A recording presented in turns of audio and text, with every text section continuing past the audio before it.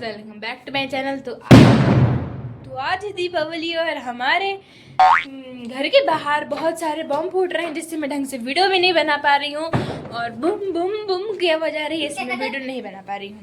लेकिन अभी थोड़ी आवाज फिर से कोई बात नहीं, हम बना लेंगे। तो गाइस, आज मैं आपको कोई ऐसी चीज़ दिखाने वाली हूँ जो कि आपने देखी होगी या फिर नहीं देखी होगी। आपने कैंडल वाले दिए तो बहुत देखे होंगे, लेकिन कभी दिए वाली कैंडल देखी है? I mean, दिया देखा है? पानी से भरता हो जो। चलो दिखाती हूँ। ये रही वो चीज़। आपको भी देखने में ये एकदम सिंपल लग रहा होगा, लेकिन ये है नहीं। अभी मैं इसमें पानी भरूंगी और ये जल जाएगा। यकीन नहीं हो रहा, अभी बताती हूँ। ये रहा मेरा पानी वाला दिया। मैंने इसमें पानी भर दिया, ये देखो। क्योंकि ये ऑयल नहीं है, मैंने ये पानी है, ये देखो। अगर आप इस पे कुछ भी चीज़ रखोगे तो ये नहीं जलेगा। मैं आपको ऐसे ट्राई कराती हूँ। मैंने इसका पानी निकाल दिया। मैं इस पे ऐसे टच करूँगी, देखो ऐसे जल रहा है।